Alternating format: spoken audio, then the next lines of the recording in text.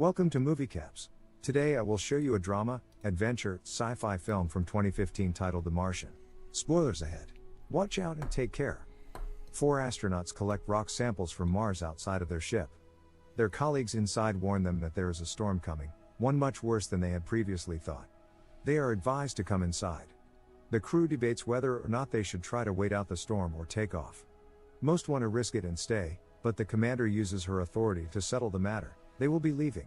While getting ready to take off, some debris thrown around by the storm damages the ship and they attempt to repair it. As they struggle to solve the problem and make it back inside, Mark, one of the crew, is hit by some debris and sent flying away from the rest. The debris damages his communication systems and the rest of the team isn't able to get a hold of him. The storm gets progressively worse and the crew inside warns that the ship won't be able to withstand the wind much longer, that they need to leave soon. The commander sends her crew back inside, but stays behind to try to look for Mark. She does her best, but is forced to come back inside as she wants to save the rest of her team. The crew mourns the loss of their friend as they depart from Mars. The director of NASA holds a press conference letting the nation know that their mission to Mars was a success, that the team is on their way back home, but unfortunately one of the astronauts died. Mark wakes up, still on Mars, half buried in the sand, his suit signaling all kinds of warnings about his oxygen levels and blood pressure. He stands up and finds that he's been impaled by some debris. He cuts the excess off but leaves the metal rod in so that he can keep the air pressure stable inside his suit. He makes his way back to the base, goes inside, and surgically removes the debris from his abdomen and staples the wound back together. Mark turns on a video log and recounts what has happened to him for the record, explaining that the debris turned off his communication systems, but also kept his suit sealed. Jeez. He makes it clear that he doesn't blame his crew for leaving him behind, that they had every reason to assume that he was dead. He realizes it will be at least 4 years before NASA will be able to get another manned mission to Mars and that he will run out of food long before then. He walks around looking at the things his crew left behind and puts some of their belongings away.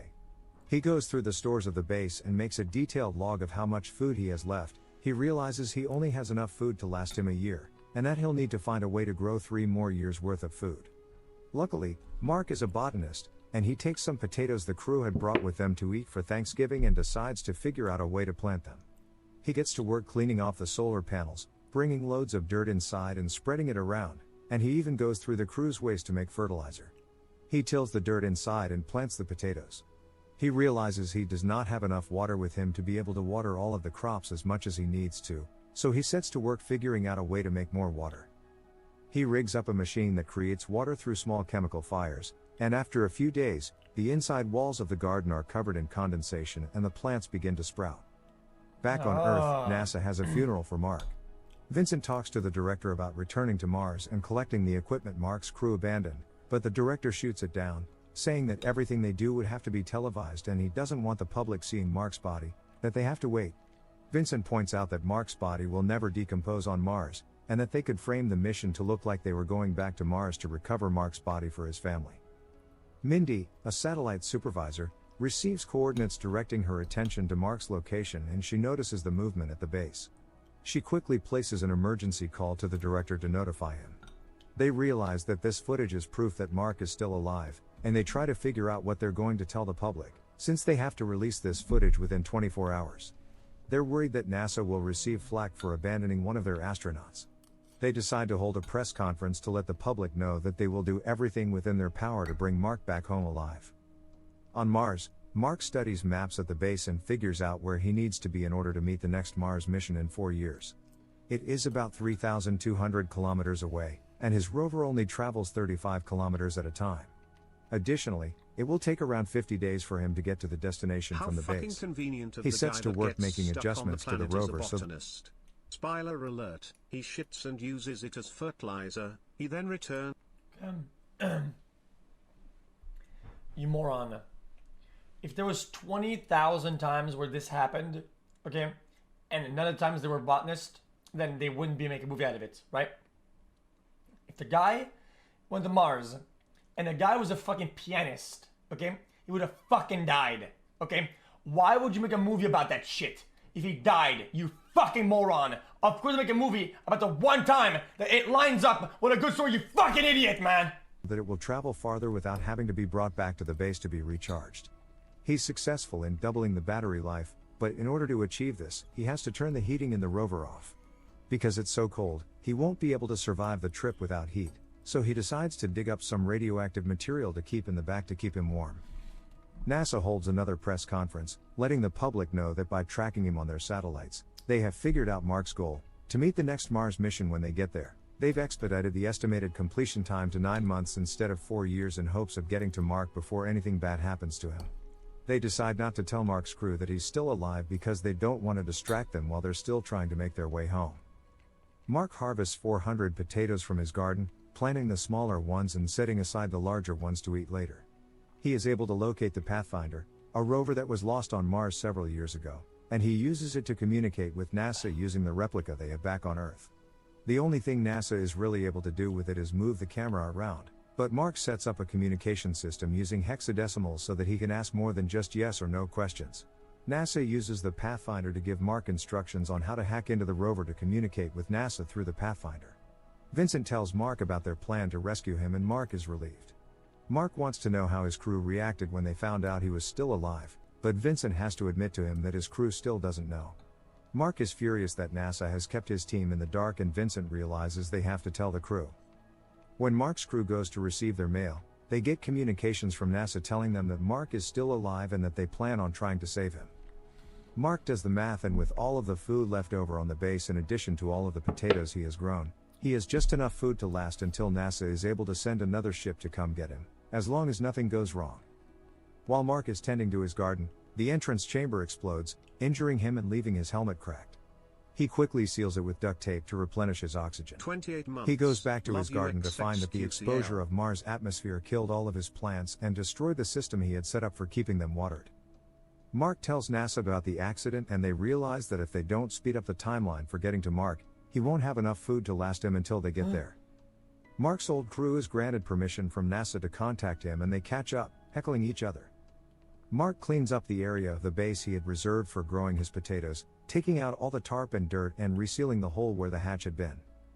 NASA decides to skip inspections on the ship they plan to use to rescue Mark, reasoning that there probably isn't anything wrong with it and the inspection would take up an unnecessary amount of time. On launch, the ship explodes, all of their hard work going up in flames. China's Space Division watches the newscast about NASA's failed launch and offer their aid. With the help of Rich, a physicist, NASA is able to come up with a better plan to rescue Mark in less time. The Hermes, the ship that Mark's crew is on, will swing back into Earth's orbit long enough to be sent a fresh supply of food, then shoot back into space to pick up Mark without landing. The only problem with the plan is that it will add 500 days to the Hermes travel time. NASA's director vetoes the plan, explaining that he doesn't want to risk the lives of everyone on board the Hermes to save Mark. Another NASA coordinator thinks this is unfair and sends the plan details to the Hermes in secret. Mark's crew discusses the plan amongst themselves, realizing that if they follow through with it, they will be committing mutiny. They discuss whether or not they want to spend another 500 days in space away from their families, but ultimately decide it's the right thing to do. They take a unanimous vote to go back for Mark. Each of the crew members contacts their families to let them know they will be gone longer than they had originally planned. NASA is notified that the Hermes has gone off its plotted course, and the director scolds the other coordinator for secretly sending out the plans to the crew.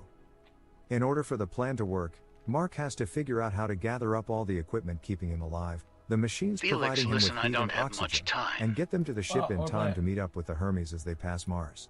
The Hermes swings by Earth and picks up supplies and uses the gravitational pull of Earth's atmosphere as momentum to launch them back towards Mars without using as much fuel. After 7 months, Mark begins preparing to meet the Hermes. He gathers all of his supplies and packs them into the rover. He takes the solar panels with him so he can recharge the rover occasionally without having to come back to the base. NASA reasons that Mark's ship will have to be going really fast to meet up with the Hermes, so they instruct Mark to remove all of the equipment that is now unnecessary. He takes out all of the supplies meant for a 6-person crew and leaves only enough for the 1-person trip. He is also instructed to take off the front and sides of the ship and replace them with tarp to reduce the weight, and to remove all of the control panels since the Hermes will be operating his ship remotely. Mark leaves the rover for the last time and enters the ship to get ready. He shaves off the beard he's grown, puts on new clothes and a spacesuit, and awaits instruction from his crew. They reassure him and warn him that he might pass out because of the force of the launch. Mark's ship takes off and the tarps get sucked into space almost immediately. Mark passes out and is unable to communicate with his crew to let them know that he is okay. Mark wakes up, and his crew informs him that they won't be able to get their ship close enough to Mark's. The commander instructs one of the crew members to construct an explosive and rig it to the back of the ship to slow them down so they have a better chance of reaching Mark. They set off the bomb and are in sight of Mark's ship, but not close enough to reach him. The commander puts on a spacesuit, straps herself into a chair on the outside of the ship, tethers it with a length of rope, and makes her way towards Mark. Unfortunately, What? the cable isn't long enough, so Mark cuts a hole in his suit and uses the air pressure to guide him to the commander. She What? catches him, reels him in, and they go back inside to reunite with the rest of the crew. They let NASA know they have Mark and are on their way home. Back on Earth several years later, Mark is teaching Okay, this is shit. This is actually shit. NASA initiates about safety and preparedness in space. The Ares 4 launches, and the crew members of the Hermes watch the launch on the television with their loved ones. The end. Thank you for watching. Subscribe if you'd like to see more videos like this. It's a little much. I don't know. Well, The movie is real. I was a spaceship. Hi, I'm Luke. Been watching your stream for long time. I really big fan. I wanted to ask my fav streamer a question. I have autism, feeling depressed. I try to open my business and stream on platforms but never goes well. I get harassed on the streams. Any tips?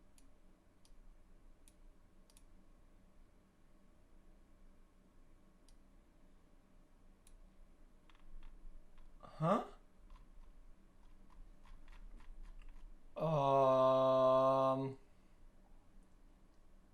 Can we get a welcome to the jungle for Mark? I don't know. Chat. Well, want to see, all this is fake. Here's a real thing that actually happened. And then we can talk about completing the mission. This actually happened. This is real. Dr. Man? The one was fake though. This is not about my life or Cooper's life.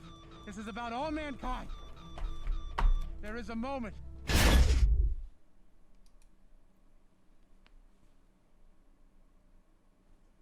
It is not.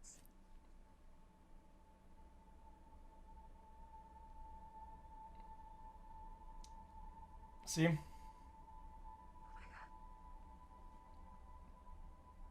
Matt Damon came back and did this. This is just weird. Matt Damon is a selfish fucking cuck lord. And this movie just proves it.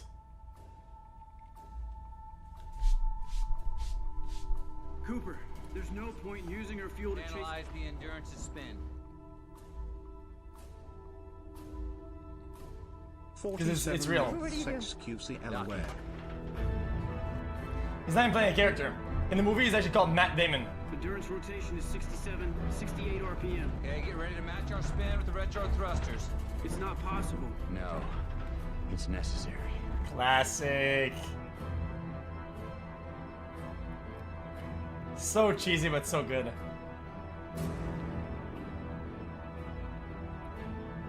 Endurance is hitting stratosphere. She's got no heat shield. Base, you ready? Ready.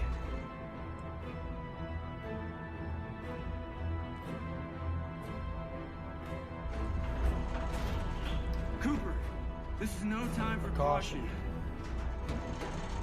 Base, if I black out, you take the sticks. Stars, you ready to engage the docking mechanism?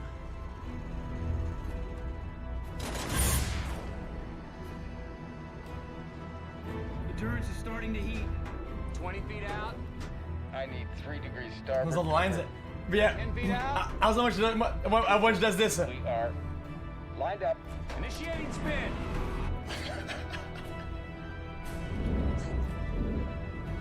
Come on, Towers. Just wait. Here it comes. Here it comes.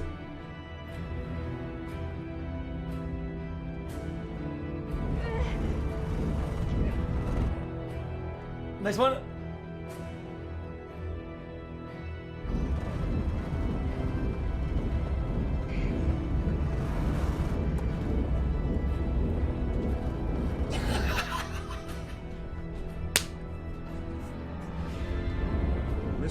This is a really good video about Hans Zimmer bringing down the music he made for the movies.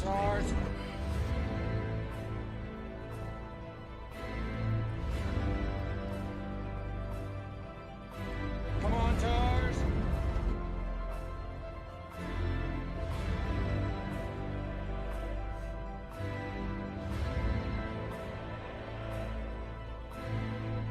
We are locked. Easing up. It's real life. It's a real thing, yeah. Easy. Easy.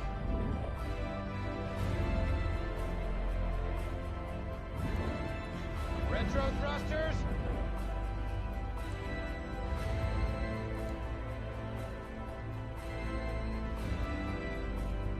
Main engines on.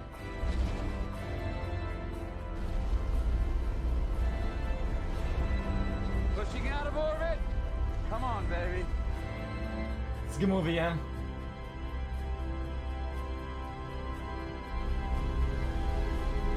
Killing main engines. Okay, we're out of orbit.